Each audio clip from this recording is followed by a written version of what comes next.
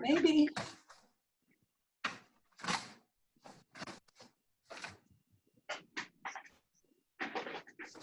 Okay, I guess it is. It may be, it may or may not be. Is it supposed to blink? Oh yeah, it's up there, it's recording. So hopefully I have enough room on my hard drive. Hi, Emil, how are you? I'm doing great. How are you? I'm doing good. Emil, my wife is just amazed with your photography, my friend. Are you amazed too? Come on, join in. I am amazed. I really am. Those are beautiful. Those are absolutely stunning. Thank you. Thanks. It's fun. So you must have some pretty good telephoto type lenses that you can I do. Far away. That's good. Yep, I do. I've figured out that if you'll write a big enough check, they'll send you anything. Yeah, that's true. Hi, Patrice. Hey, Kate, how are you? I'm fine. Good. Glad You to looking see good? Yeah, it was supposed to be ready 2 hours ago, and I'm still futzing around. I don't know how Ben does it. He's like on all the time. He's getting the big bucks though. That's right. Yeah. It is his job. What I love about Emil, do you think, would you, when we get into the public input part, I know there was what we solicited a bunch of things people were concerned about, and the Lilburn's house is, do you know, would you be able to talk to that with any facts about the moratorium, or if that's on or off or anything? Yes, yeah, I can make some comments there. They won't be printable, but they'll be yeah. General information. Yes. Okay, yeah, because in the when we put out asking for topics, that was one of the ones. Sure. No, I understand.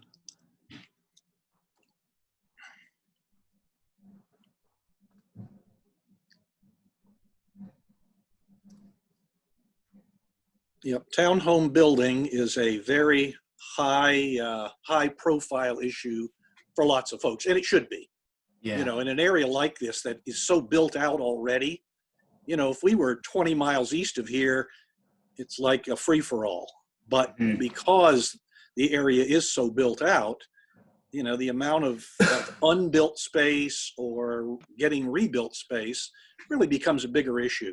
And so, my approach, people say, oh, we don't want any more townhomes. My attitude is, hold on a second and let's talk about it area by area, because I would contend there are areas where townhomes make great sense. It's exactly the right thing to build. There are other areas where it's very questionable. And so that's the balance, especially, for a city council or a city like Lilburn to try and balance that. I think, for example, what's being built up by Lilburn on 29 in front of Lilburn Elementary there, where, right up, they've knocked down all the trees that fronted on 29 and are putting townhomes up there. Well, nobody's going to build single family homes on Highway 29. Right. Exactly. So it makes perfect sense to do that there. And there's some others, the area right across from City Hall, that area is finally being developed, and it's going to be retail and townhomes. And to be honest, townhomes are in really high demand right now. Single family homes are good, and I live in one and I love it. But boy, there's a lot of people that want to fool with a front yard. Yeah, I guess so. Yeah. I mean, it doesn't connect with me personally, but I do understand that, for developers and for growth, it can be a pretty effective thing. One of the keys that we did in the city, the previous zoning allowed for up to 22 units per acre in a townhome setting, which was just old zoning. And so that's what we did, was go in and revise that zoning in the midst of that, that moratorium, to go back and look at that, such that we reduce that number considerably. Yeah, well, maybe when we get to that part of the middle of the meeting, then I'm sure that somebody's going to want to get Yeah, that information from you. Yeah, and so I actually need to get online and verify the number because it was part of a discussion for us and an approval, but I honestly, off the top of my head, I know we reduced it from 22 down to about, I want to say 12 or 14 per acre, which becomes a whole lot more sensible, I think. I just, you're not building up, so makes good sense. But I need to verify that as things go on. Well, we're right about at 7 o'clock, I think now. So some more people are coming on right as we're speaking here. I have a question for Emil. Yep. Everybody's moving around as people get on. Would the city council or somebody from city planning, zoning, whatever, be a speaker at a future meeting? I'm sure. Yeah, I'm sure we could do that. Yeah, I think that would be a good idea because it's not, it's not just the Yeah, I think Jo Ellen Wilson, who is our city, I think her official title is she's the city planner now, but she oversees that department that does all the zoning and special use permits and all that, and is very, very knowledgeable about, that subject. Obviously, she could, I think, she's got to do it with the approval of city and all that. I'd have to talk to Bill Johnson to be sure. But we can I don't. talk about it. Yeah. No, but I feel like, she oversees the planning commission, which gets all the projects before they ever go to the city council. They're the first step in the vetting process, and she oversees that. I was on that before I was on the city council, so I've worked with her for several years, and she's very good, very good. But I would think she might be the perfect person who can speak, very specifically to all these details. Sounds good.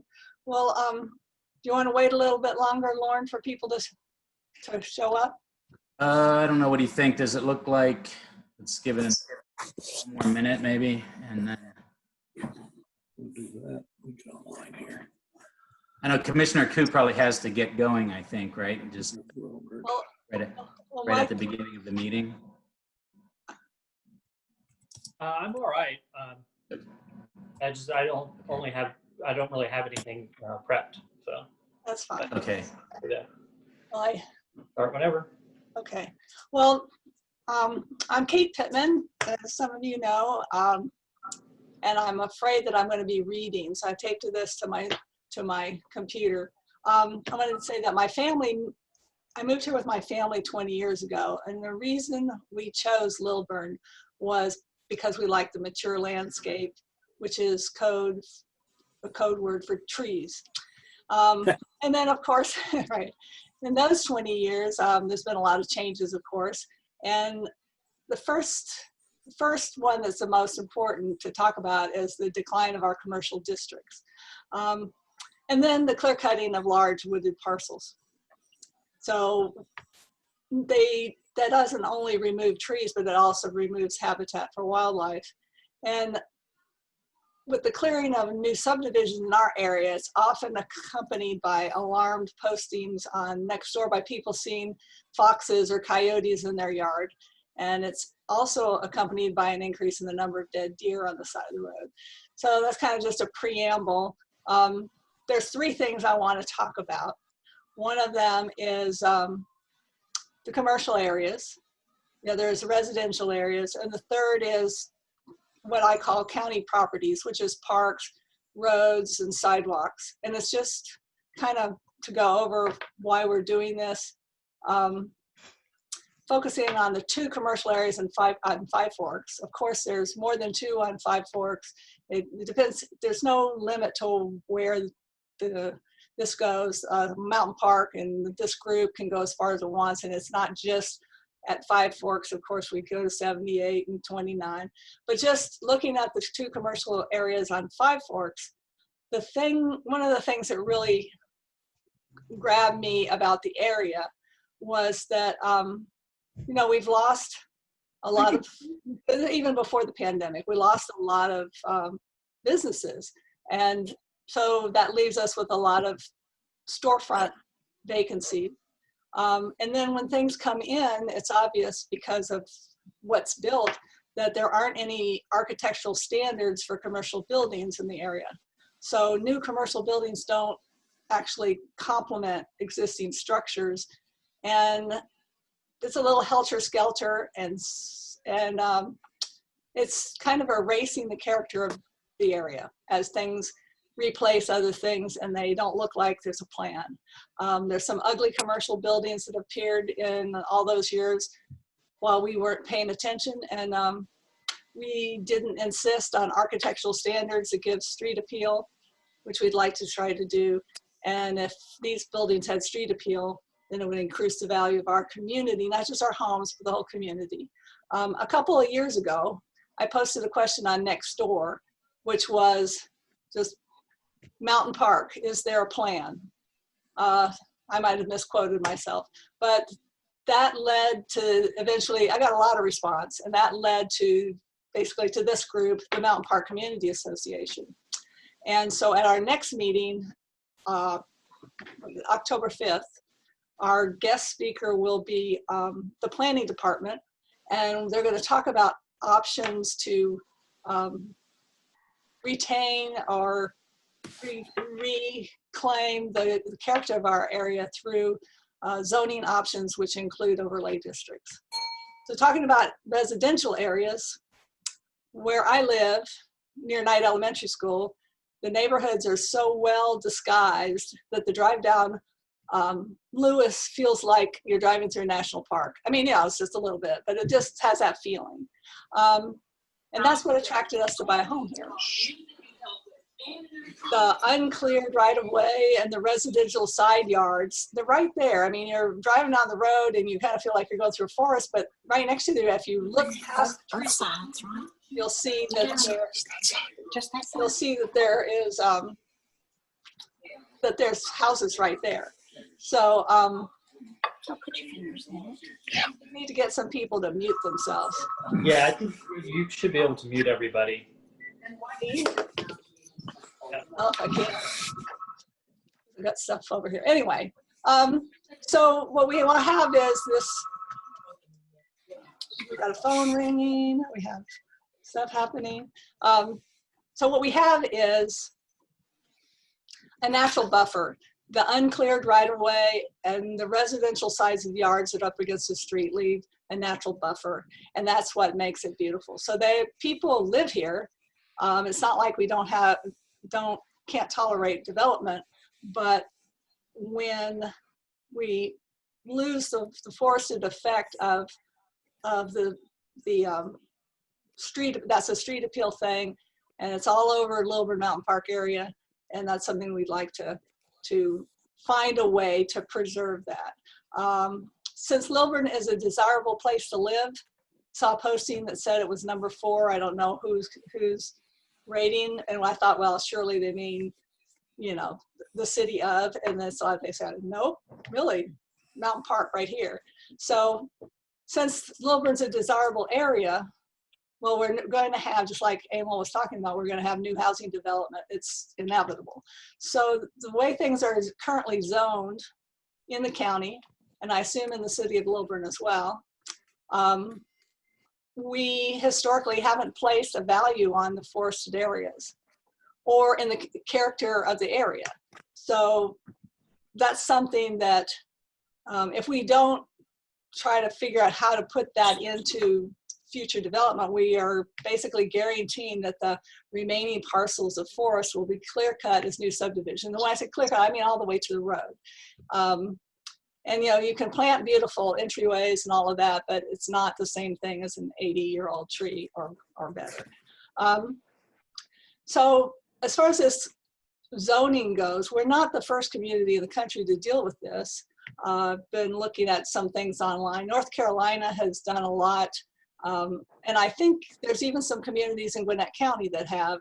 So if we want to, what I call save the illusion of living in a forest, then we need to explore creative zones like something that's called conservation subdivisions. And the difference, and we can get into it at another time, but the difference is the way things are zoned right now. You have each individual parcel, and then one house goes on it. And so, of course, it's to the builder's benefit to put a house on every possible parcel, get as many parcels in there with as many houses. But this conservation subdivision looks at it a little differently. And this is something, I'm not a planner or urban planner or anything, and this is something that I think we should explore as that, and I'm sure there's other zoning options. Then to move on to the county properties, the parks, the roads, and sidewalks. And I know we've all heard it and perhaps said it, that the county doesn't care about us. When something happens that we don't like, it's like, well, they don't listen to me. They wouldn't listen to me if I called. And the truth is, as you can tell from this meeting, I don't believe that's true. If we consider ourselves as individual households or residents of a single neighborhood, then it's difficult for the county to find out what we want. The county will just do its job without our contribution because, there's so many of us. When they need to provide for increased traffic flow, for instance, they will just widen Five Forks Trickham without our input. There's things that when we put the thing on the different platforms next door, our Facebook group and others, we got a bunch of feedback about roads and different things like that, which we can address later.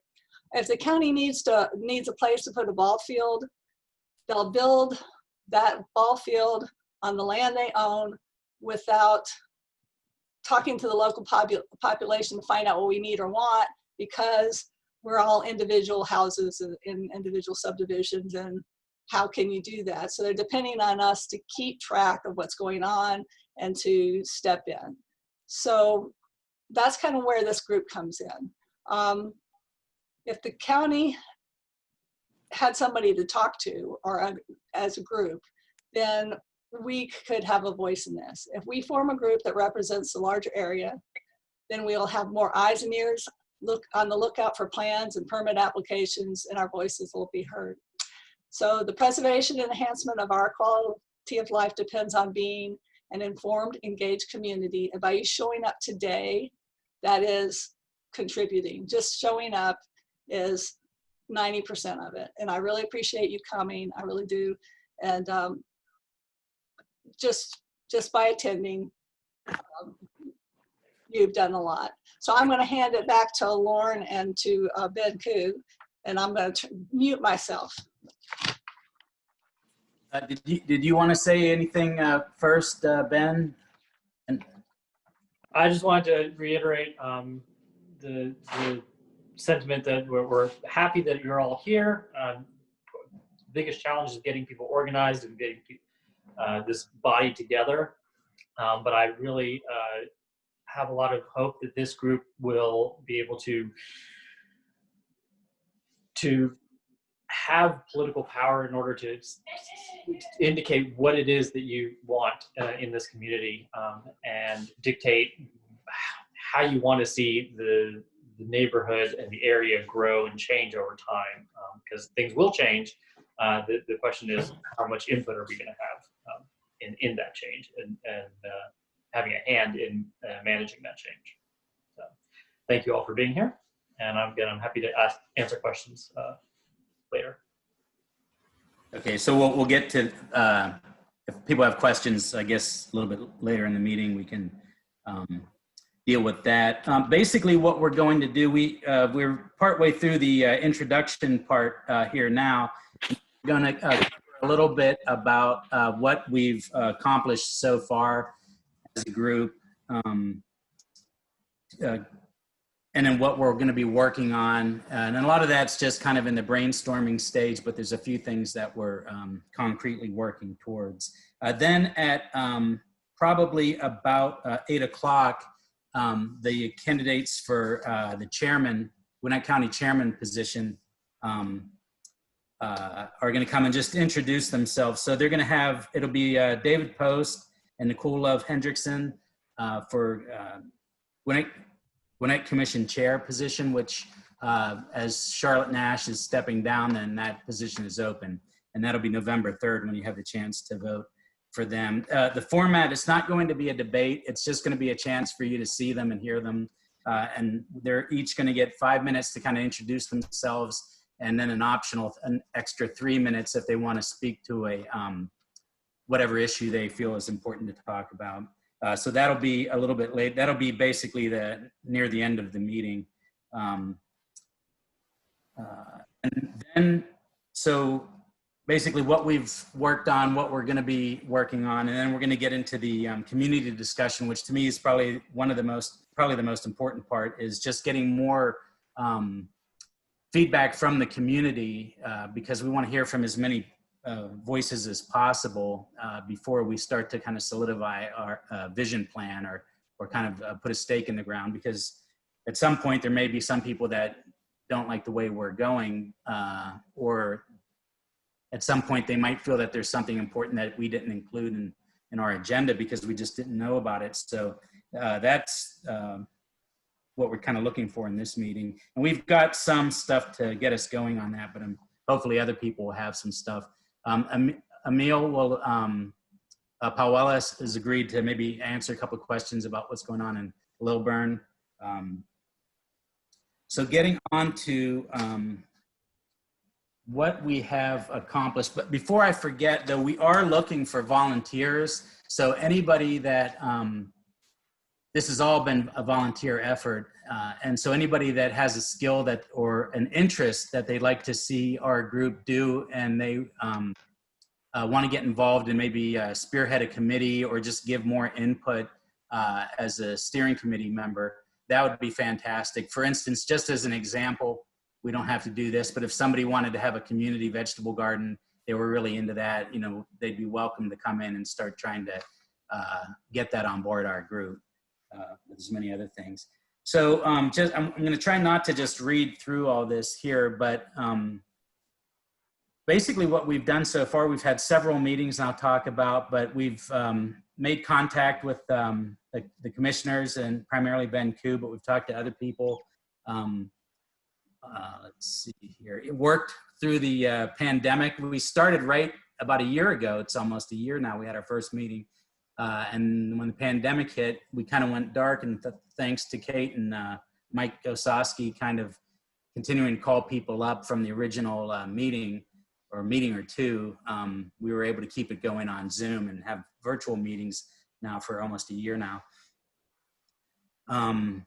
We've contacted a lot of our friends and neighbors, and I'm not sure if Kate, you remember what the biggest Zoom meeting we've had? It was quite a few people. We've got 30 now, but I think we had more than that at one of the last Zoom meetings. We learned about the Gwinnett County's 2040 Unified Plan, both in public presentations and then also people going online and reading that. And I encourage everybody to go to the county website and read through it. It's a pretty interesting document. In the second meeting, we had the Department of Transportation come in and give a nice presentation to us and told us basically how everything works. We learned that there's 8 people are responsible for all the transportation infrastructure except for the state freeways in our area. We also got some the great thing about when you have public speakers come in like that is that they give you phone numbers for your specific issue that you have. And I know one of our members at one of the last meetings said that they used the phone number or the contact information they had to address a problem on their street. I don't remember what the problem was now, but it was something that was really bothering them, and it got fixed right away. So they were, just because that way the county knew about it and he knew who to contact. So I think that was really valuable. On our third meeting, we had the officers from the South Precinct Police Department come in and talk to us, and that was really informative. And we had obviously we all had a lot of questions about how things work with the police department. And also with that, we got some other contact numbers for the police department that I think are on our website.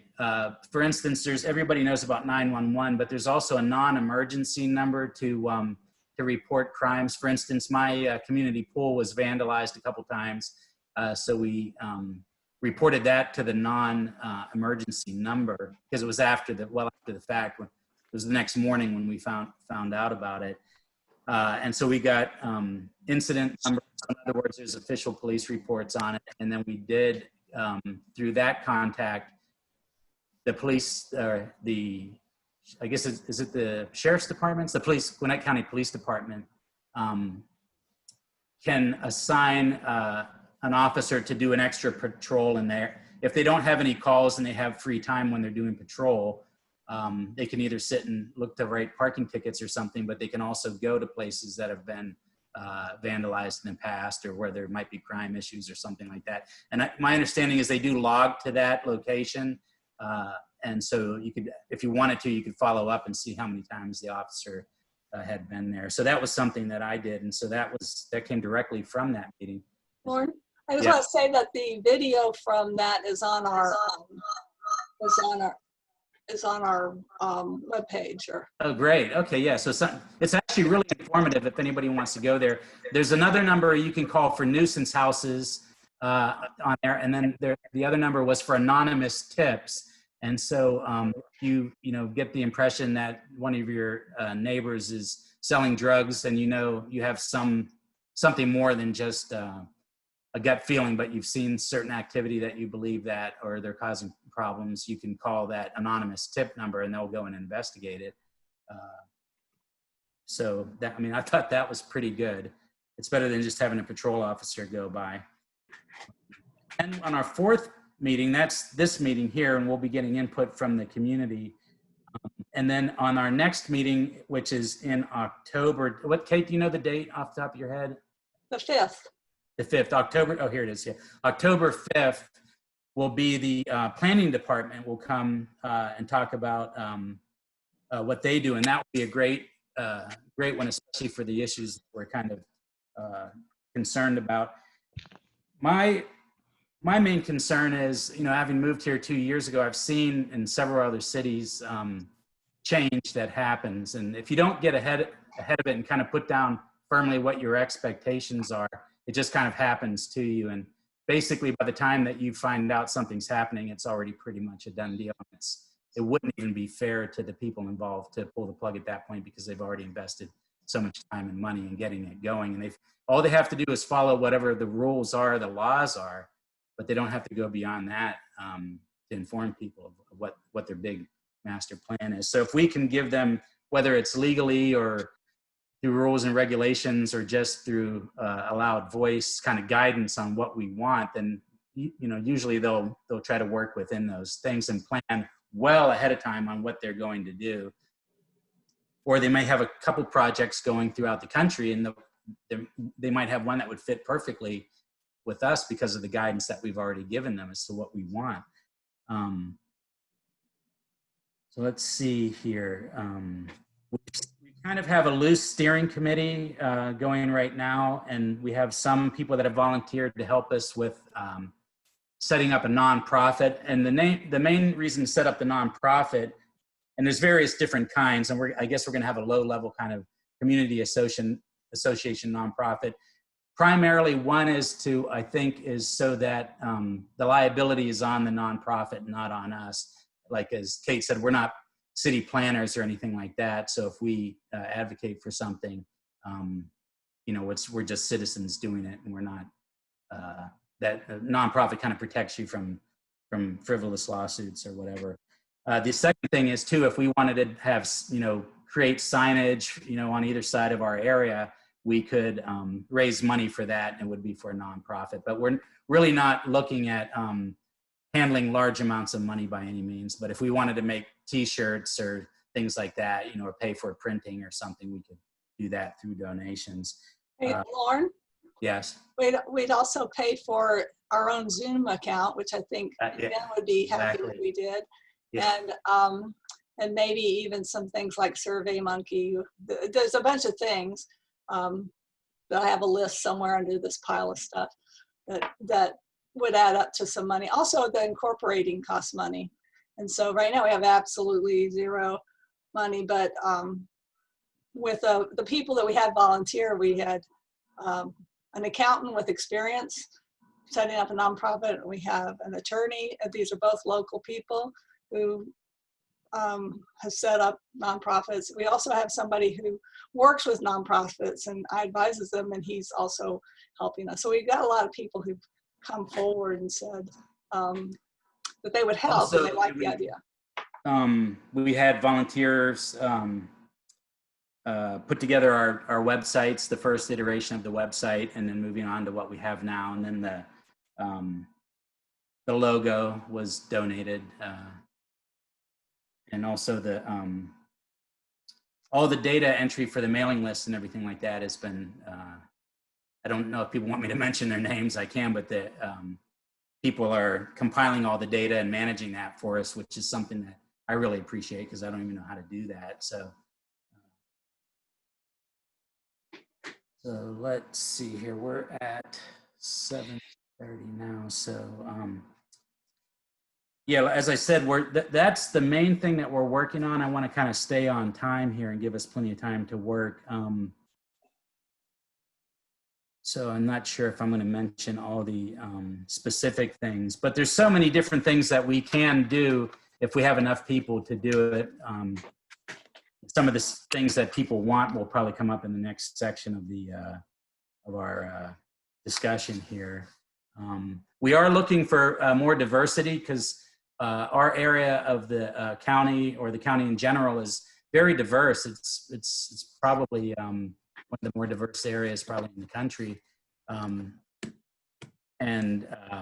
Usually community groups, it seems like, are usually a lot of retired people. And it would be nice to get some younger people involved and stuff like that, and various different people from different countries that have moved here, for instance. Let's see. Is there anything else that you wanted to mention, Kate, as far as what we're going to work on? There's a lot of things that are ideas, things that we could, like getting sidewalks and getting, for instance, what do you call it? A pedestrian activated light at J.B. Williams Park, for instance. We haven't asked for it yet, but we're just kind of seeing it's been brought up. I don't know if you talked about the tour that I gave to the. Oh, no, I didn't. Yeah, that was kind of fun. This is during the middle of the pandemic. I mean, this is the pandemic. And so they met me. This is Catherine Long, who's attending quietly, and Roman Decares from Economic Development. And we did a 3-hour tour. They drove behind me and we connected through the phone. And it was kind of fun. We got out with masks on and lots of pointing and what used to be here. Kate, just remember that the 3-hour tour is the way Gilligan started. I know. It was nice getting a 3-hour tour. This one didn't crash though. So. It didn't crash. It turned out pretty, it turned out good, because if they weren't enjoying themselves, they didn't let me know that, because I kept asking them and they said, no, they're good. And it was a good meeting, and hopefully when it's not a pandemic, I'll take anyone who wants to go on the tour, because we looked at not only the commercial districts. I kind of drove through the entrances of several subdivisions, through the parks. We got out and walked around, looked what was there, kind of waved our arms about what could be there. And then we went to a mountain park and looked at the stuff across the street and walked around, and then we went over to the Methodist Church. And one of the things, driving around getting ready for that meeting, I need a map so I can put where there's a lot of places that are going to be developed. I mean, I don't know, it could be 20, 40 years, or it could be tomorrow. We drive down there and the woods are gone, but there's a lot of places. You don't really know it's there until it's gone. So that's all. Okay, yeah, sorry, I forgot about that. That was one of the biggest things that you did. Okay, so if we'll go in now to the kind of the input section, and Kate put out some feelers on Facebook and Nextdoor, some other social media, to try to get kind of like a preliminary subjects that we wanted to talk about. And they pretty much boiled down to 3 categories that people were concerned about. And I have the list here, but we'll see what people have to say first. Transportation issues about the direction of Lilburn and the Mountain Park area, sidewalk connectivity, which includes a DOT work on Puckett Road, so I'm not sure what that is.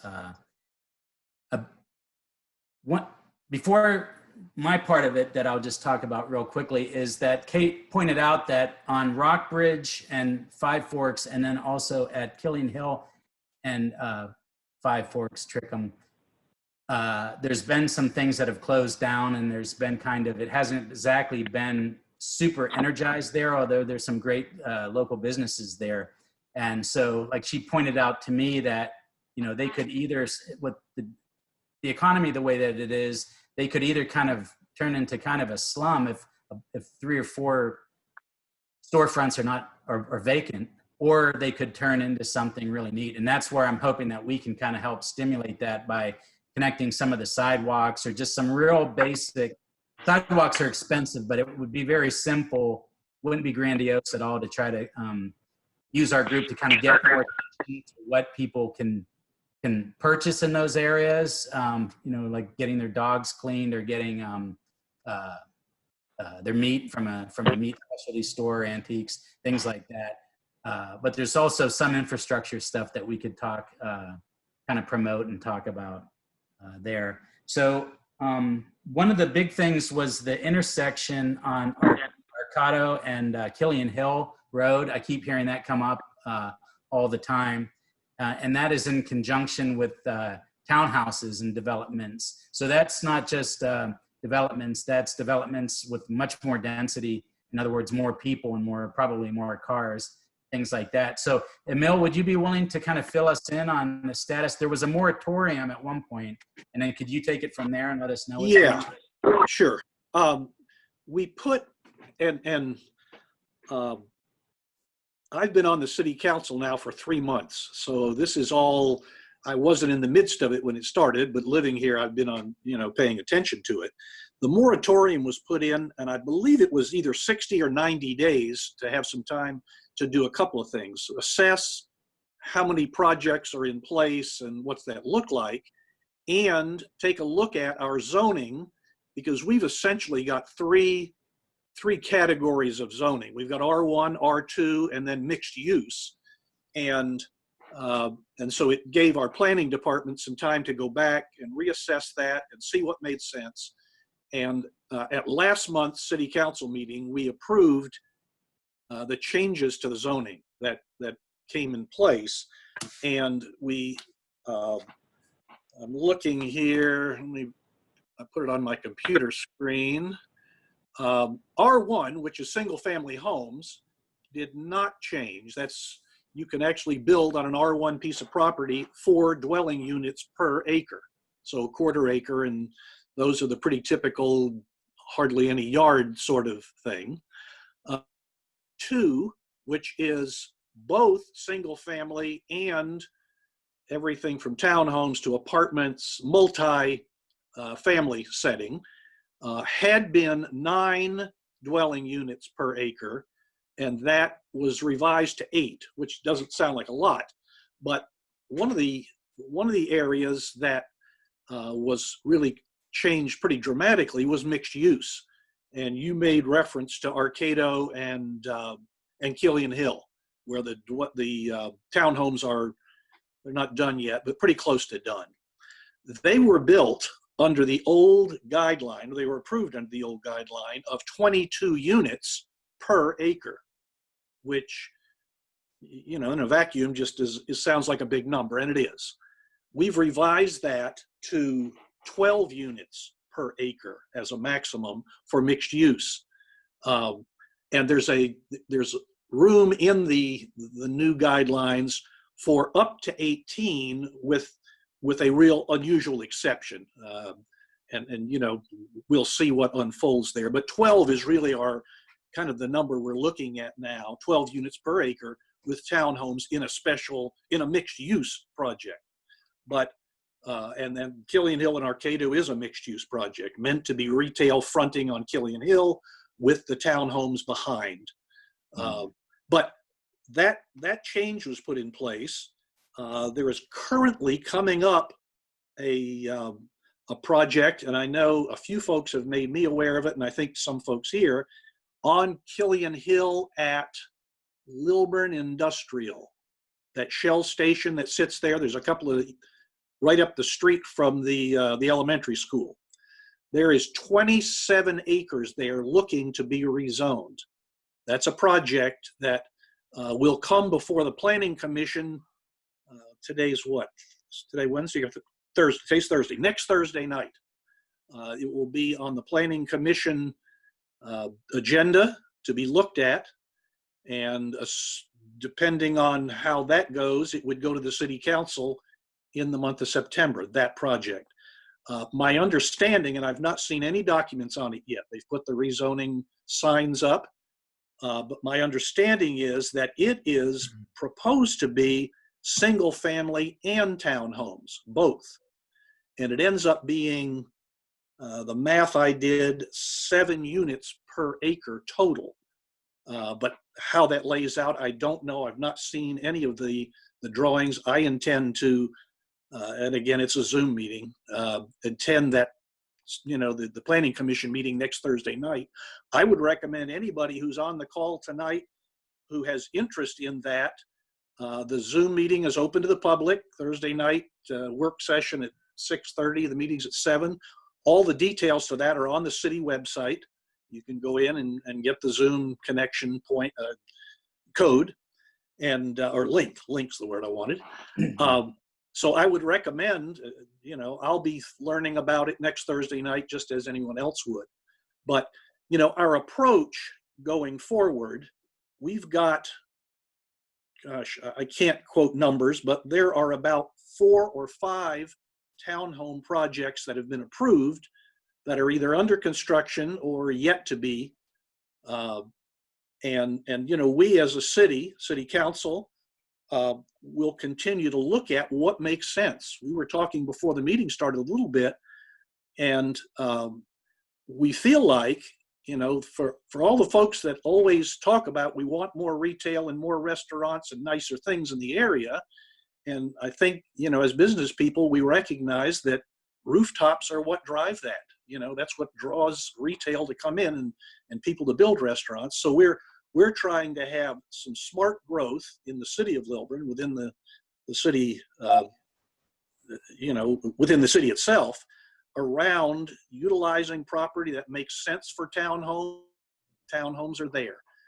The areas that don't make sense, then we won't approve those there. And so each project will stand on its own, and will be assessed based on traffic impact and school impact and all the things that normally go into play.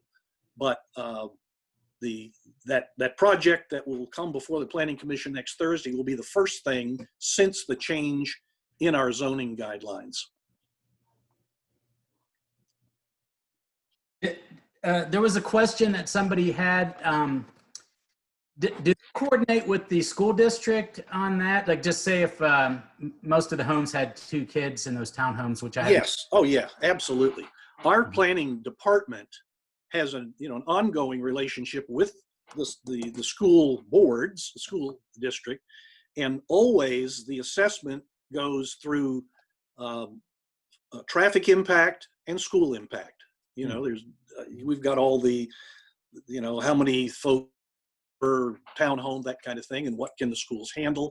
We recognize they can handle an unlimited amount right now, but that won't be true hopefully when the kids start showing back up again. But not to make light of it, it's a real analysis that has to happen. Mm-hmm. But at the same time, ongoing growth is part of the city growing and the area growing and developing, and the schools are a part of that has to be able to flex and grow and do what they need to do. I mean, that's their charge, just as much as the traffic folks have got to deal with how do we get those cars on and off the roads and where do we let them enter and exit and all those, that's all part of the analysis before any of these things are approved.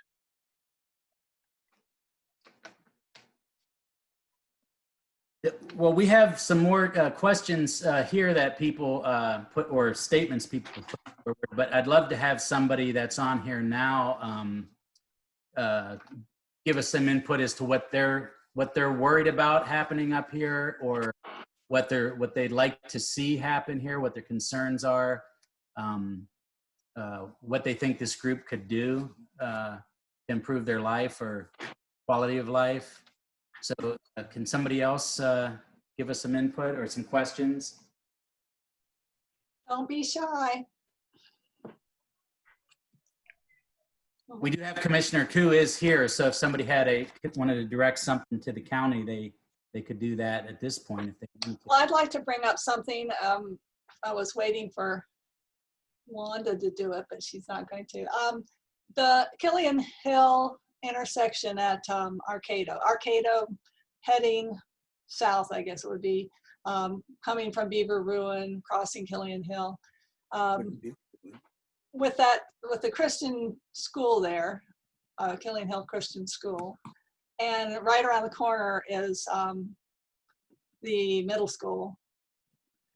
It's a real snarl of traffic that makes it extremely difficult for people that go through there, but for people who live on streets there, they can't get out or they can't get in.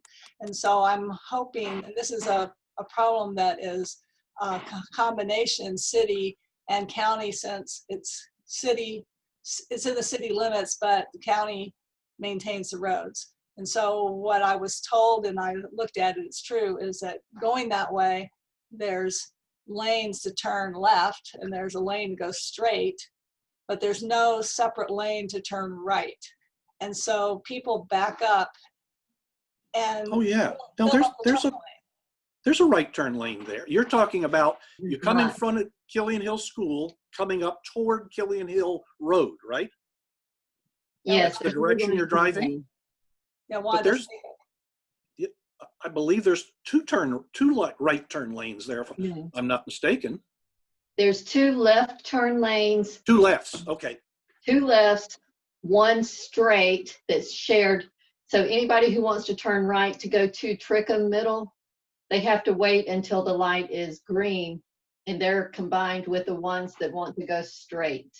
Okay. All Not right. a dedicated right turn lane like there is on the opposite side of the intersection.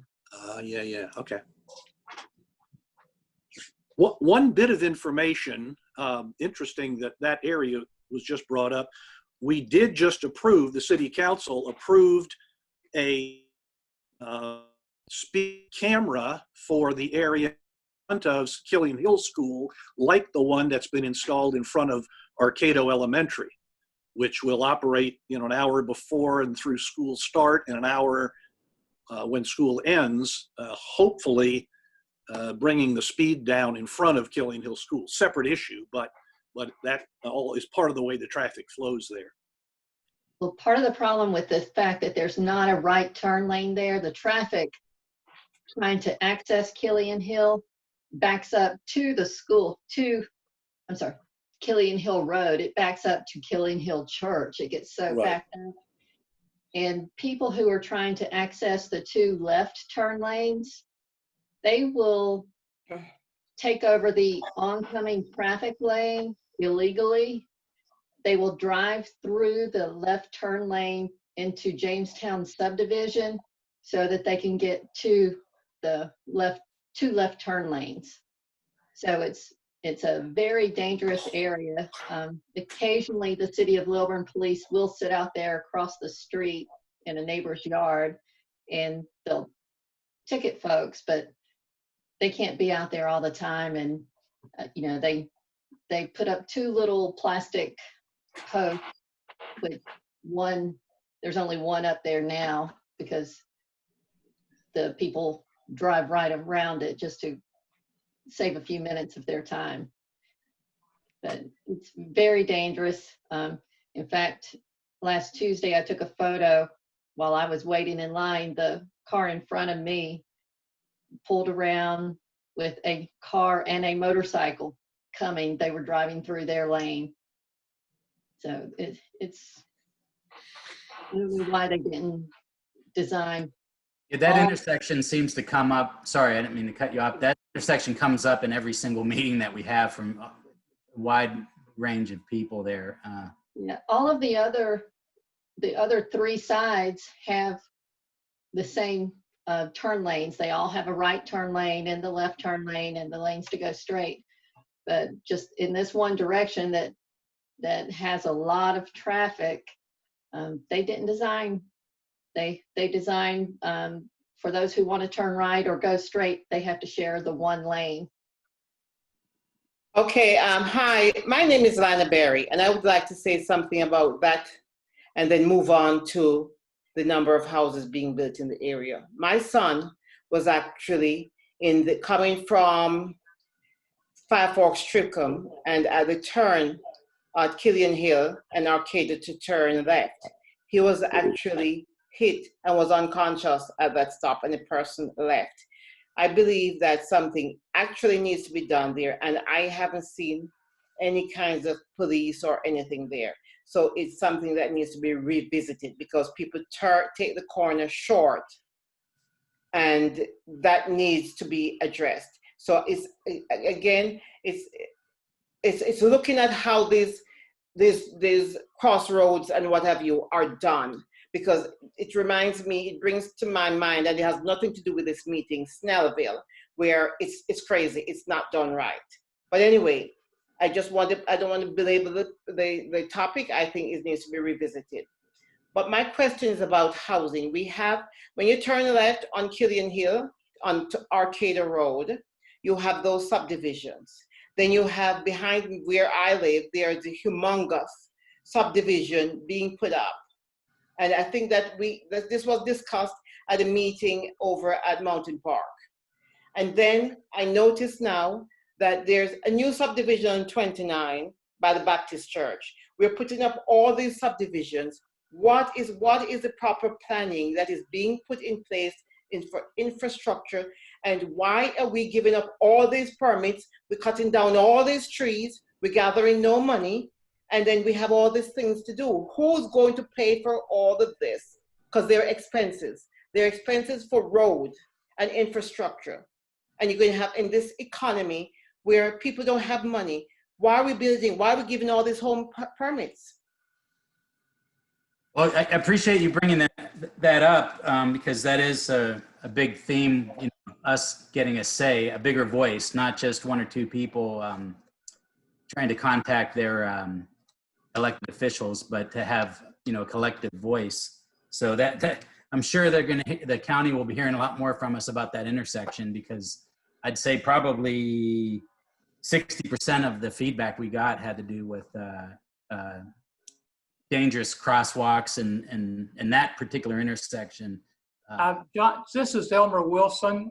Is this also a question for Ben Koo? How does the county interact with the city about stuff of this nature? Because the lady's correct about that intersection. Is there something that our Gwinnett County Commissioner can help with as far as Lilburn's concerned, or is the county just knocked out of it? Typically, the city handles zoning stuff within the city limits, and the county will handle the zoning things outside the city limits in the unincorporated Gwinnett area. Sometimes, developers will play the county versus the city and kind of either go back and forth or try to annex stuff, or just try going, on both sides of the line. But it's usually dictated by the jurisdiction. Is the when next Thursday, when they hold this meeting next Thursday, the Lilburn Planning Commission talk about this things they're going to approve? Are they going to approve it that night, or is it's already a done deal at the Planning Commission? The process, the Planning Commission, it's really a kind of a two-step vetting process that goes on for any kind of a project.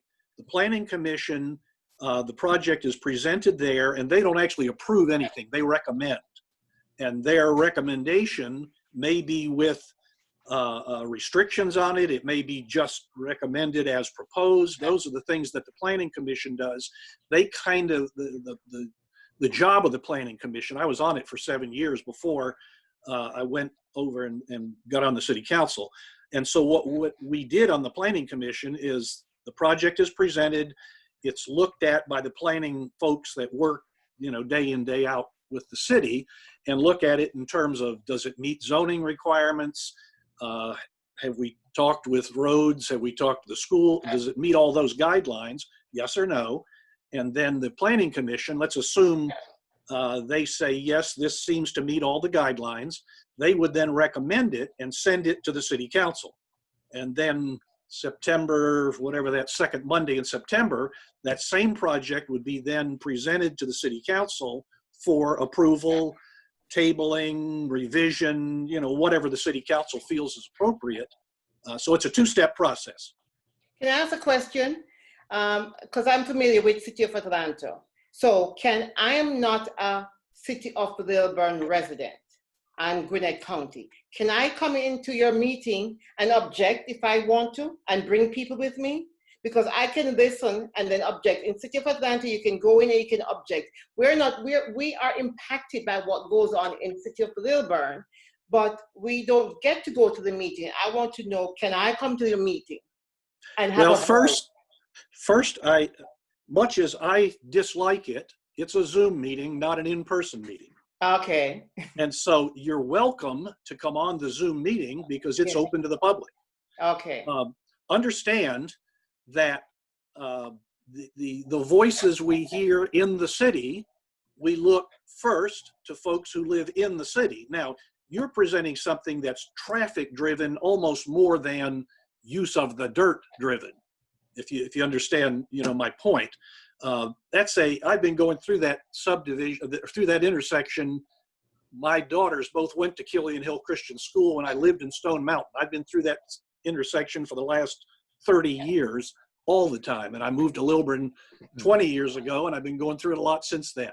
So I know that intersection more than lots. And so you are certainly welcome, you know, to get on the Zoom call and you know, voice concern because any project is always open to input from citizens. But then it's not just about traffic lights, it's also about the zoning that the residential homes, the number of apartment buildings that I want to talk about, because the ones that are on Lilburn Stone Mountain Road, almost into Killian Hill, I mean, they're on the road. And then there's a whole bunch on Arcata Road and between Arcata and Lilburn Stone Mountain Road that were approved. That impacts me. And I've lived here for 21 years. I've owned this house. And because I'm not in Lilburn, I don't have a say. At least I thought I didn't have a say. If I knew I had a say, I'd be down there talking. Well, you know, when we say, do we have a say, you know, are we open to listening? Sure, we are. But understand when it comes down to the decisions within the city, you know, who pays city taxes, those are all factors that come into play. So, I hear you. You know, a group of folks, I mean, and the city is not very big geographically, you know, and so there's lots of folks that are on the perimeter that are impacted, and we recognize that, and we try to be good neighbors even with the folks that don't live in the city limits. We recognize that, but there are some issues that are city driven and city tax paid for that, you know, we've had folks mad about garbage collection, but then you find out they don't live in the city. Well, you have a different garbage collection than we have. Yeah. And so, you know, it's that kind of thing. We try to separate it, but recognizing, you know, especially the traffic impact there is huge at that intersection. I know that.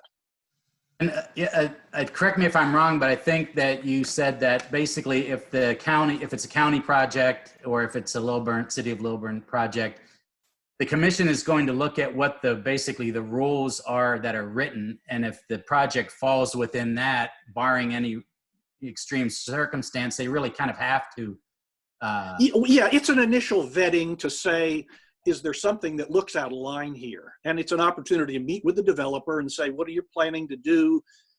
And have that kind of a discussion first, kind of a first layer. And then much of the time those get approved as long as they fit the guidelines. Mhm. Then as they go to the city council will, again, within what's legal, you know, the other thing that I found out more as I've gotten more involved, Georgia is a state that very much more than a lot of states, defers to and respects landowners' right to use their dirt the way they want to use it, based on zoning. Mhm. But you know, if I've got 5 acres and it's zoned R2 and I want to build townhomes, the city doesn't get to say, oh, we don't want any more townhomes there. You know, that's my dirt and I want to do that. And so there's a balance to be struck here between landowners and their use of their dirt and just what Kate's talked about. You know, let's don't take all the trees down.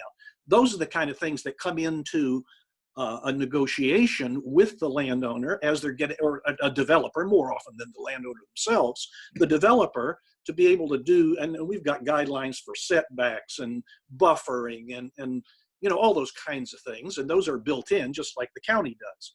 But the point being, if we can work together, often, you know, the developer will do what makes them a good neighbor. They want to sell they want to sell their properties or not rent, but mostly sell. And so being a good neighbor just makes good business sense. And I think communities that have control over what happens to them really do participate in the forming the zoning and the regulations, because once those are set and somebody buys the land, it's not fair to them to change the rules on them. But right. The rules ahead of time, I think that, and we're in a place now where people may want to be looking at some very strong guidance. For instance, what Kate was saying about the type of development where it basically integrates more with the tree canopy or the environment as opposed to just clear cutting it and building. Yeah, Sure. if I can say a couple of things. One, Lana, I live in the unincorporated, and I have been to city council meetings and I have spoken. The thing is that we don't get to vote for the council members, but they will listen to you. You can come to the meetings, you know, when, like, I went in person and just listen to what people said, and I actually got up and spoke, and you can do that. Okay. But it comes down to, you don't get to vote for the council members, and the council members are the ones that make the decision ultimately. So that's how, but you know, like with this group, we have a lot of people that live in the city of Lilburn. So it's supposed to be inclusive. And I think a lot of us have, I mean, we all travel the same streets, and the city limit since I lived here has changed. You know, it's not, things get annexed, things happen. And so it's not always, you think you're on county land and all of a sudden you say, well, darn, this is now Lilburn. And that happened for a reason. I don't know why, but yeah. And our as far as not being just an individual but a group, I think our mailing list is up to close to 300 people. Over 300. But at this point, 310 on the now. mailing list, you're a member, and then I think 500 or more on the Facebook page. So this is where we are, you know, our individual voices may start to have more power. You know what I mean? One thing that Tommy mentioned that I forgot to mention is trying to get our group to be a little bit more reflective of the demographics of our area. And we actually had a short meeting about that. We're going to be trying to be more specifically reaching out to different group ethnicities or age groups to try to get people more involved, as opposed to just what we've been doing, kind of the shotgun to get people involved. I actually did an unofficial survey of a bunch of 18-year-olds, my daughter's age. I got her to question about stuff, but she did it with just her theater class. So it was basically what the theater group kids want to see happen in Gwinnett County. But anyway, we are going to be working on that very with purpose, for sure. So what they say? Well, I sent that to you. They basically wanted low crime, and they wanted it to be fair, accepting of various different kinds of people. I think crime, I was surprised, was one of their main concerns, that it would be a safe place to live. That's kind of interesting. This is Emery Morsberger, and following up on the crime comment, my door was kicked in 3 years ago, and it took the Gwinnett police 14 minutes to get to my house. Two guys had come into my house, and my daughter was home. In addition to crime, I first of all, I'd like to thank this group for coming together. The leadership has done a great job of organizing a lot of different kinds of folks and different kinds of opinions. But in addition to crime, the sidewalks and street improvements are a definite desire of the community. And one thing that I haven't heard mentioned is sewer. Part of the area is served by the county sewer system. Part of it was built before the sewer system existed. And ultimately, that's going to affect all of us as our septic tanks wear out. Mm-hmm. We've been left behind by the county on the sewer system. It'd be great if we got back into the line and got sewer serving this area. As far as development, I've been a developer in the area and have owned land throughout the area. I had owned land next to Lake Lucerne, next to the coffee shop, and was planning to put a very nice restaurant on that site overlooking the lake. I was told by all of the restaurants that I talked to, well over 120, that they were not coming to an area that had a declining household size and a declining household income. And that is a real problem when you're trying to attract restaurants and new retail. If you look at the group on these screens, most of us are slightly older than 40, and most of us probably don't have as many kids in the house as we did. My 7 daughters behind me here used to spend a lot of money, and we used to spend a lot of money on them. So restaurants are looking for rooftops. They're looking for people that spend money. Retail, if we want retail in Mountain Park, we need more people here who have more disposable income. And there's going to be a trade-off on that. If we want to stay the way we are, we're not going to attract more retail or restaurants to Mountain Park. But I think we're on the right track. We've got an incredible county commissioner now. We have the first county commissioner since I've lived here for 35 years that actually lives in our area. The rest of the folks have lived in Peachtree Corners and Norcross, and we got somebody that lives in this area and cares about this area. So we're on the right track, and with the right organization, we will be heard, and we'll accomplish whatever mission we set out to accomplish. So again, thank you all. Mr. Morsberger, well, I hope you're aware that this is her last term, and we have an election coming up in November. Hopefully we'll be able to get somebody who actually lives in the neighborhood to serve us. Well, speaking of which, it's 8 o'clock now, and I told the candidates that they could, they'd be on between 8 and 8:15, and I'm not sure is Love Hendrickson on. Oh, there she is. I want to, Okay. before we go to that, can I just say something? I've done a little research on, I mean, a very little research on other kinds of zoning for development. And this thing of the conservation thing, you know, I don't want to get booed off the stage here, but the conservation idea was, with the paradigm we have now, is it's one lot, one house. Whereas with the conservation thing, it was like, okay, this whole thing would hold, you know, 25, 125, 220, you know, whatever the houses. And then you kind of push all the houses into an area.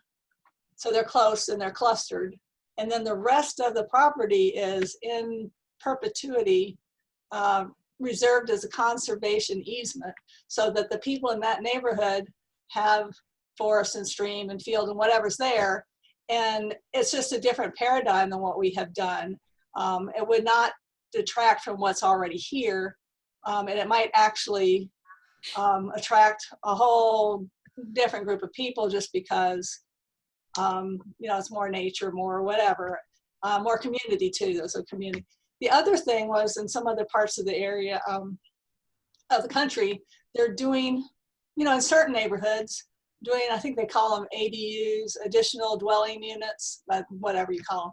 And there's some housing that over by the Methodist Church, for instance. And I'm just picking that. I know a couple people who live there, but these are like homes that were built a long time ago. They're not even 2 cars wide. They don't have curb and gutter.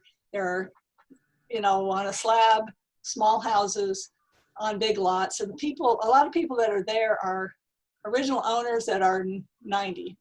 So one of the guys I know is 90. So some of these other people, they're older or their children now live there. But those lots all along that road, that road has so many different kinds of subdivisions. And I'm not talking about doing it to everything, but some places, the houses are small, the lots are huge, and it could be considered that maybe those lots need to be re-divided up so that either the homeowner can build like a mother-in-law house, or the lines redrawn, they sell part of their lot and make it so between every house there's another little house. In other words, just double the density right there. And it really wouldn't change that much. And it's those are just ideas. I'm not advocating for any particular one, but these are things I've read about. Anyway, that's it. I don't have my picture up there, but I had a question for Mr. Koo. My name is Beanie Danos. Today in the mail, 2 things came to my house, to my husband. One was from Gwinnett County, and it is a voting information sheet. And my question is, did this go out to every Gwinnett County citizen? And the other one is something called Center for Voter Information, and it is an application to receive an absentee ballot for November's election. And I know that according to what I have read, Mr. Raffensperger was not sending us all applications for absentee or mail-in ballots as they did for the June or August or whatever election it was that we had last. And I'm wondering what this Center for Voter Information is. It's signed by a Lionel Drips. And if you know anything about it and who it's supposed to be going out to, and if it is legitimate, we're supposed to mail it back to the Gwinnett County Board of Registrar's office in Lawrenceville. And will they then forward it on to Secretary of State Raffensperger's office as a legitimate application for an absentee or mail-in ballot? So there's a few things in there. I'll try to make sure I cover everything. I don't know who the CVI is. There are lots of organizations that are going ahead and sending people the form to apply for an absentee ballot, vote by mail. Those all will go to the county. We take those requests and we'll then send out people's ballots. And that's true for any election, but obviously with this one, it's a great option because you can be social distanced. You don't have to actually interact with people or risk catching COVID-19. So that form is, if it's sent to Lawrenceville, that should be fine. If there's any issues, the elections board and the election staff should reach out to you and let you know. But once that's received, you can check that status on the Secretary of State's website, mvp.sos.ga.gov, and you can see if that absentee ballot request was sent, and then you'll see when they send out your vote by mail ballot and when you return it when it's been processed. one of the things that the Board of Commissioners has before us that we tabled until September is whether or not to send out the vote by mail, the ballot requests forms to everybody in the county or not, and whether to pay for return postage on that or not. So that is something that is before us and being discussed right now. And I think your other question was about, and I think that answers the other question about whether the county is going to be sending stuff. Now, the other piece of paper, the voter information guide, I have not seen that yet. It's quite possible it was sent out to everybody, but I don't, again, without seeing what exactly you're talking about, I can't answer what that is, but I can look into that for you if you'd like. Okay, well, thank you for the answers. I just wanted to get to this before we had our commission chair people, electors who are coming on with Ms. Hendrickson and Mr. Post. But thank you for Beanie, answering. I Yeah. wanted to say, I called the voter registration place and left my number, and they called me back within 2 hours. So you could call them and ask them.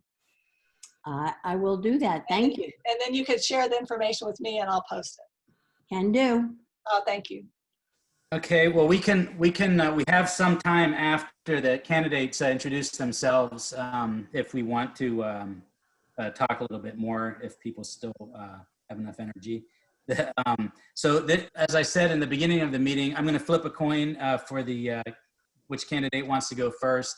This is not a debate format. It's simply a chance to see and hear from the candidate. And we agreed that they'd get 5 minutes to, basically 8 minutes total, 5 minutes to talk about, introduce themselves. And then if they wanted to, additional 3 minutes to talk about a specific issue if they want to. So I have a timer here somewhere that I'll try to set. And since I still believe in ladies before gentlemen. Oh, I believe in ladies before gentlemen, but I'll go along with whatever you decide. Okay, well, that's fine with me if that's okay with Ms. Hendrickson. Or would you rather have me, since it's ladies first, you can pick the coin toss or you can go first. It's up to you. I say since Mr. Post has deferred to me for the coin toss, I'm going to go ahead and pick the coin toss and let you flip a coin. I'm going to go with heads. Heads. Okay. And it is tails. So you will go, which one do you want to go then? Let Mr. Post go? Yeah, let her go first. Is that correct? Okay. Since I won the coin toss, so I'd like her to go first. Okay, that's fine. Thank you, Mr. Post. Hi, everyone. Thank you for allowing me to crash your party, but I've actually signed up for this newsletter and hope to be able to attend future meetings. I live right up the road. I am a Lilburn resident. I am in unincorporated Lilburn, so I'm right off the Five Forks Killian Hill subdivision intersection. My son attends Camp Creek Elementary School. He is in first grade. So I am a proud resident of the southern part of the county. And to Lana's point, yes, thank you. It is nice to have representation. It will be nice to have representation along with Commissioner Koo to have some activity and presence in this area. So a little bit about myself. I am a native of Rhode Island, and I moved down to Gwinnett County in 2015 and have fell in love with this community and have made it my home ever since. I am a graduate of the University of Georgia. That's actually what brought me down from the little state of Rhode Island, Little Rhodey.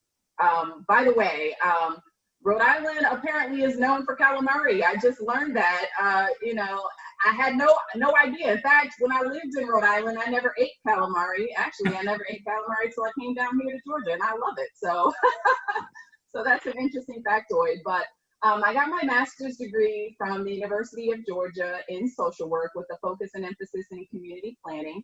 My heart is all about community and social issues to focus on homelessness, food insecurity, mental health, healthcare, things that impact our most vulnerable communities, and making sure that they have a voice at the table and that we're driving decisions that reflect all communities, especially those who have historically felt underserved or underheard in decision-making arenas. And so I've always been involved and in the forefront of driving solutions, bringing people to the table around these issues in Gwinnett County.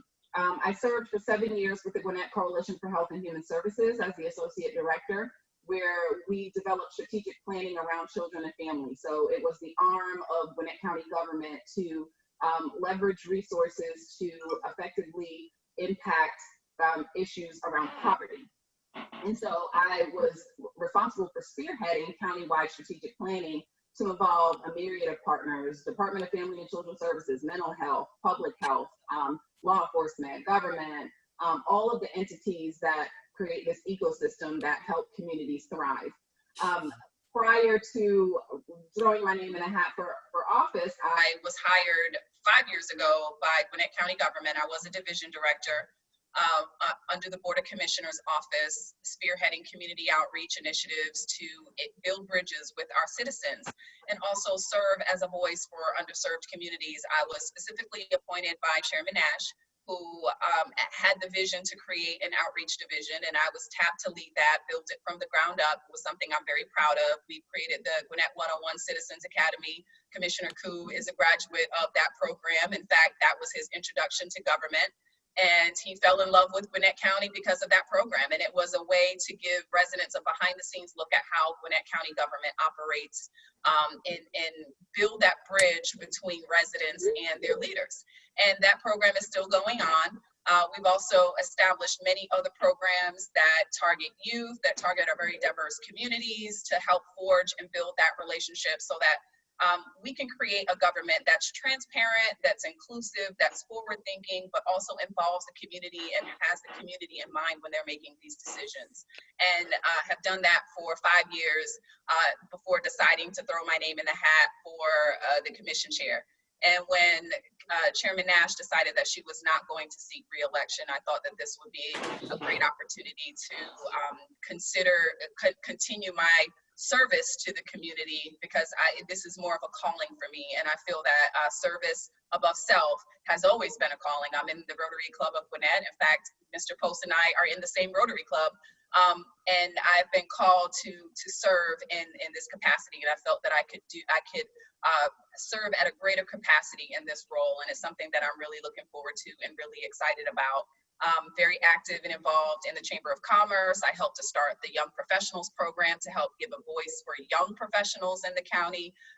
Started several leadership and civic engagement programs to help educate and empower residents to be more informed about how their local governments work, but also how the community works and what's in their community. We have the best county in the entire nation.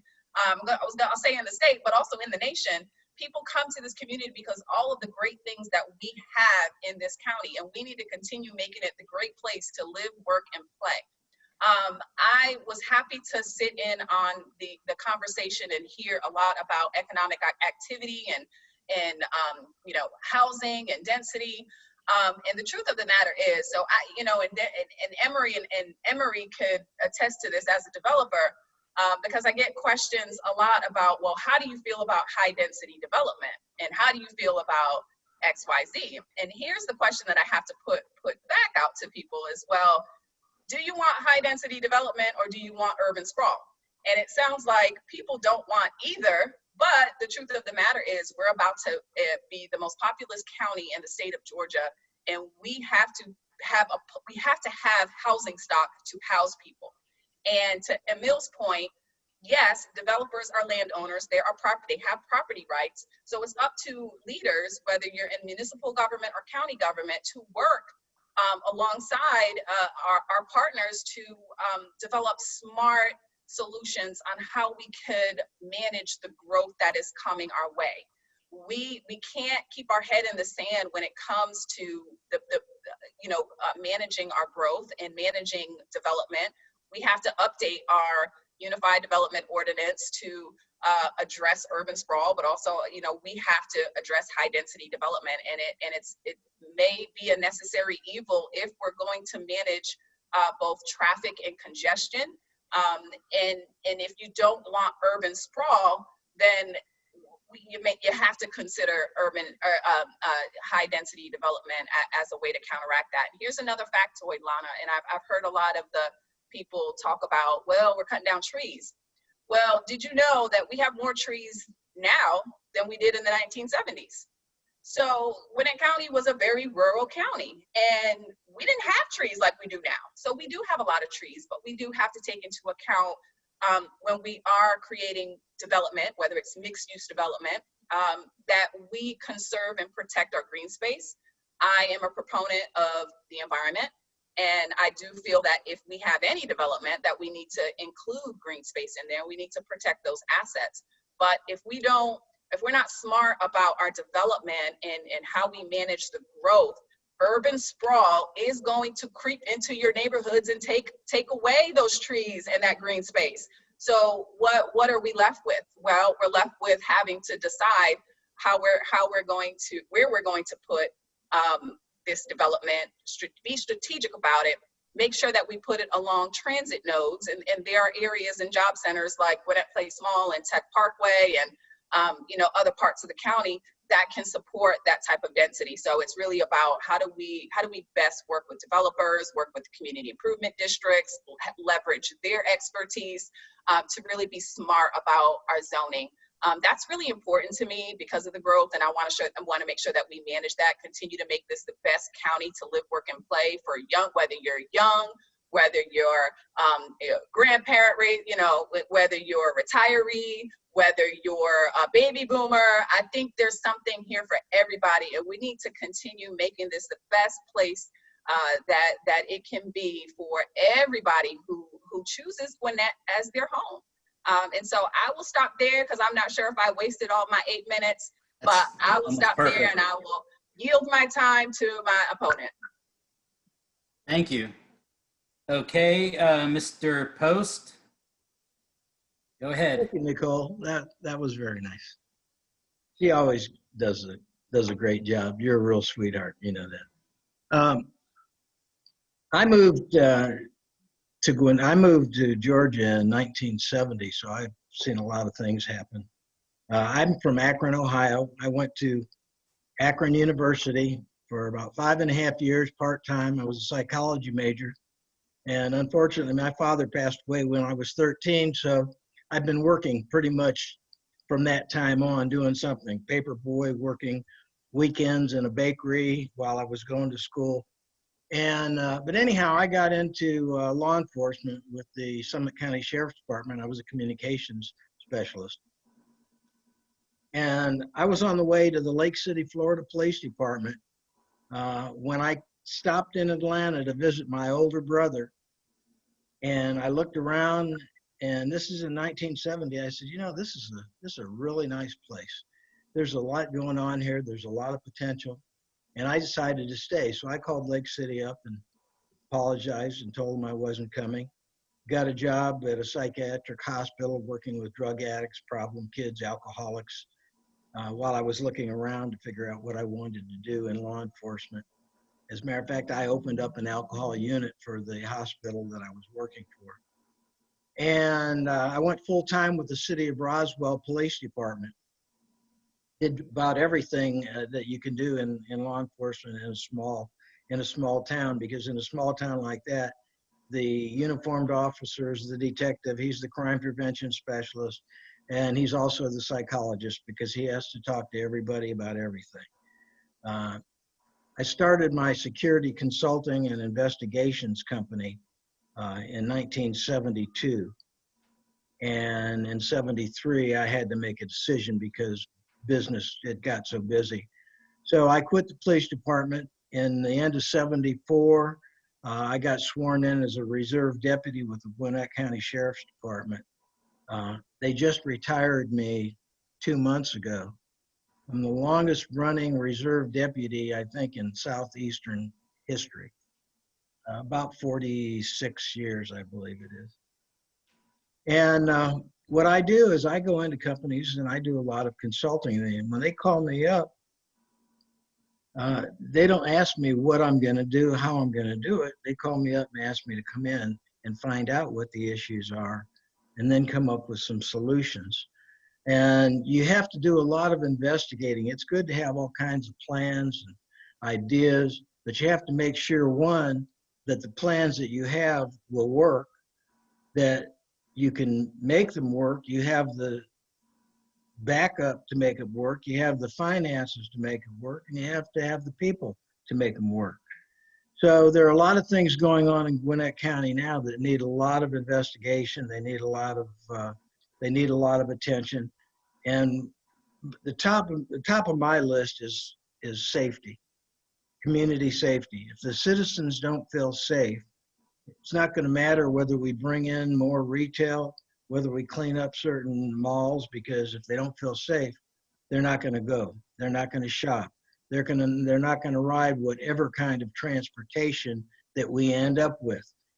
If it's heavy rail, which we really can't afford and can't justify because of the lack of density. I've heard people say, well, yeah, but look at New York, look at London. Well, the density in New York is 23,000 people per mile. The density in Gwinnett County is about 1,800 per mile. There's no way we could justify heavy rail, even in the best of times. But what we need as far as transportation is we need a lot of mini buses, microbuses, special needs buses, more small stops to make it convenient for people to use them. But again, they're going to have to feel safe. So safety is a number one issue. Transportation is the next issue, and that goes along with all of your traffic situations. Part of cleaning up some of the areas, improving some of these areas, will help give folks some self-esteem. You know, when you get to feeling better about yourself, you also feel like you can do more. And there hasn't been a lot of attention paid, to my knowledge, in some of the depressed areas. I'm not talking about just the Mall of Georgia, although there's a lot of things that can be done at that mall. But they're going to have to start small. But the depressed areas in the county where we can go in and spend some money and help clean these things up, make people feel better about themselves. We have to be more careful about how we spend our money. I know that a building was purchased at 85 and Jimmy Carter Boulevard for $40 million in hopes that it would be a MARTA station and that we would do movies there and everything else. Well, it's not going to be a MARTA station. And it looks like the movie thing's kind of gone by the wayside at the same time. So what are we going to do with this $40 million building that at the end, when it's finally paid off, will cost the taxpayers probably about $50 to $55 million? There are a lot of things that we have to look at right now because we've got people out of work, we've got people that have lost their jobs, we've got businesses that have shut down, businesses that have gone bankrupt, and people that have lost their life savings. We have to look at things a whole lot differently now than we might have 5 years ago or 10 years ago. And we're going to have to make plans for the future that are going to make it easy or make it better for people to live in Gwinnett County. Gwinnett County needs to be a shining light for the rest of the counties. Gwinnett County is very important to Georgia. I know that because the governor sent me a congratulatory letter for winning the primary. Well, Gwinnett is important to Georgia, and Georgia is important to the president right now. But there are a lot of things that we have to do to make Gwinnett the shining light it really needs to be. As far as traffic, we're going to have to get with the zoning people. I'm not sure that the zoning people have really been very strict about what they allow and what they don't allow. Those are kind of things that I would have to look at. As far as the community, I think I have a charity that I started 20 years ago called Care for Cops. we financially help the families of Georgia officers killed in the line of duty. I have 8 police chiefs on my board. What should be happening is the chairman and a police chief should be going to these areas, these neighborhood meetings, all these civic associations, and talking about safety, finding out what people think and what we think, and we have to get them to sing out of the same hymnal, because there's going to have to be compromise. There's going to have to be sacrifice, because this is just a different time. And those are the things that I do well at, is educating people and getting them to understand that, you know, we can't have our cake and eat it too, but we can't give away the farm at the same time. So those are the kind of things that I would do as chairman. And those are the kind of things that will make Gwinnett safer and I think better. Okay. Can I ask a question, please? Because I'm going to have to run, and I have lots of questions to ask. Well, I'm not sure. Are we taking questions from the candidates? That we didn't agree to that. Okay. I think we set down ground rules to get the candidates here. So I don't want to put them on the spot and turn this into a debate. But if they could each give us their the website or some way that somebody can get a hold of you and send. I know Mr. Post has a Facebook page. Can they get a hold of you through that, or how can people follow up with you? Or David Post for chairman.com. And they can contact you. They send you an email from that site then? They can. Okay. And then, if they have questions, I don't have a problem giving them my phone number. Well, we don't have time. Yeah, unfortunately we don't have. Ms. Love Hendrickson, can you give us how can we get in touch with you?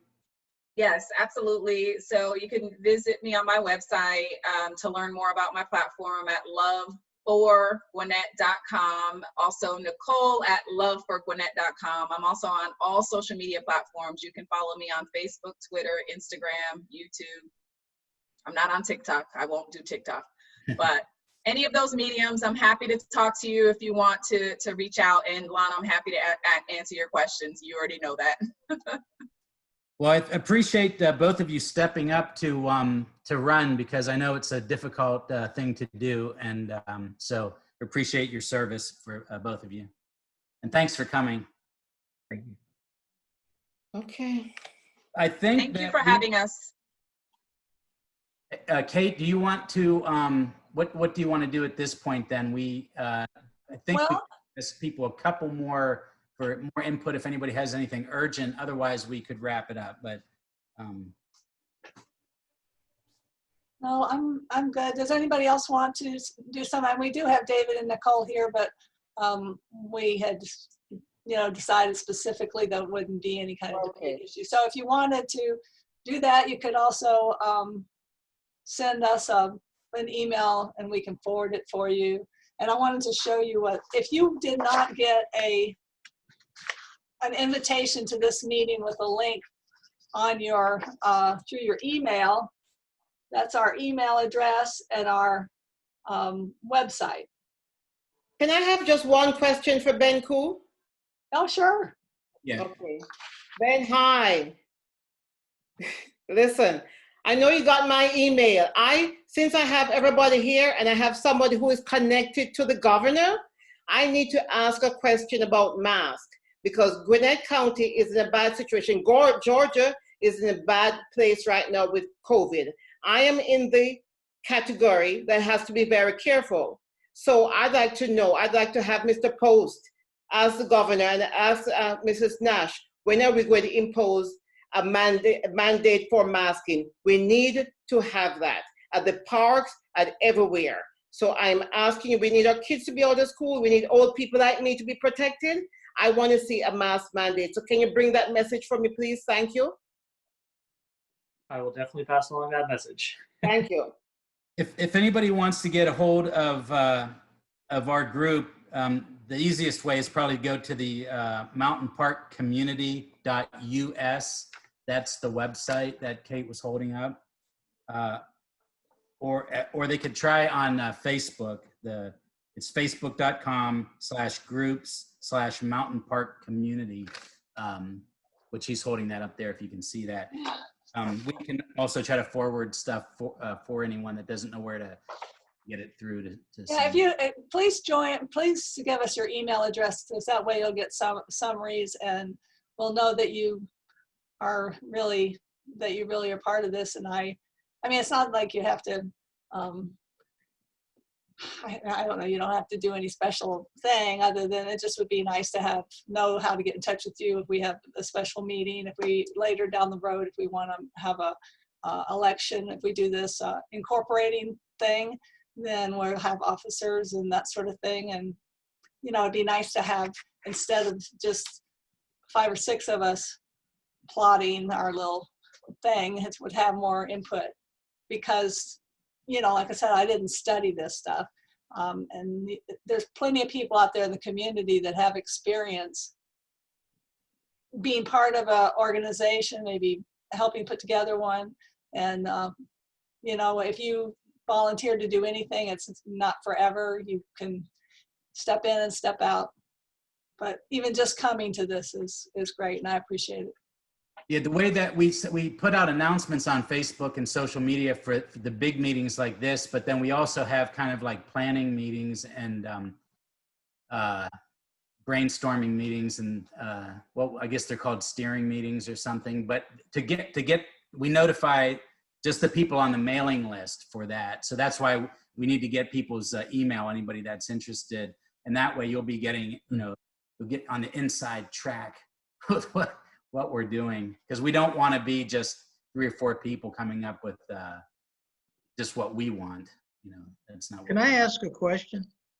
Okay. Bruce Headley, who's the police chief in Lilburn, is on my board. Have you all talked to him regarding the traffic issues that have been brought up? Is he involved in that process?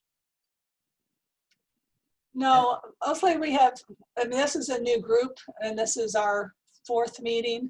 So we've talked to the county, to the Department of Transportation and that sort of thing. Although we did have a meeting with the police of the South Precinct.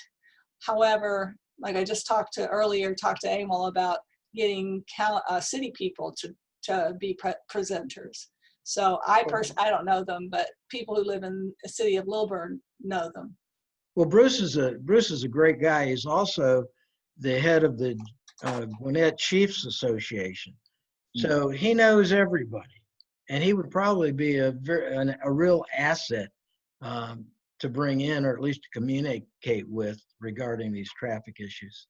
Yeah, I would second that. He's actually the president, I guess, of the state police chiefs organization. He was just installed last month in that setting. So highly respected, and he's he's a community focused guy, absolutely excellent. So yeah, I'd encourage the leadership here to interface with him and involve him. He's very responsive. Well, Butch Ayers, the former Gwinnett chief, he's the head of the Georgia Chiefs Association. He's also on my board. But Bruce, I believe Bruce is Gwinnett, but he'd be a great contact for you. Well, thank you for that. And then Emil's going to help us get him. Yeah, like I say, he's very responsive. If there's a need, he'll be there. Well, is there anything else? Did we cover everything, Lauren? I think we did, yeah. Well, thank you everybody for coming. Yeah, thank you very much. Wanda, do you have any people you want to know who they are so that you can contact them later? There was a Dinah, an iPad 2, an iPhone, an Eileen, a Tom, and that was it. There was a phone number earlier, but they're not with us any longer. Okay. Well, thank you everybody for coming. Thank you. All right. Thank Bye-bye. you. Have a good night. Bye, Nicole. Thank you, Mr. Koo. Thank you, Ben. Oh, I got Audrey. So I actually recorded 41 people. Okay. Okay, well, hopefully we recorded the whole thing and recorded on my computer. It's beeping, so that must mean something's happening. I don't know. We'll find out. Well, thank you, everybody. Thank you, Ben. I appreciate it. You're welcome.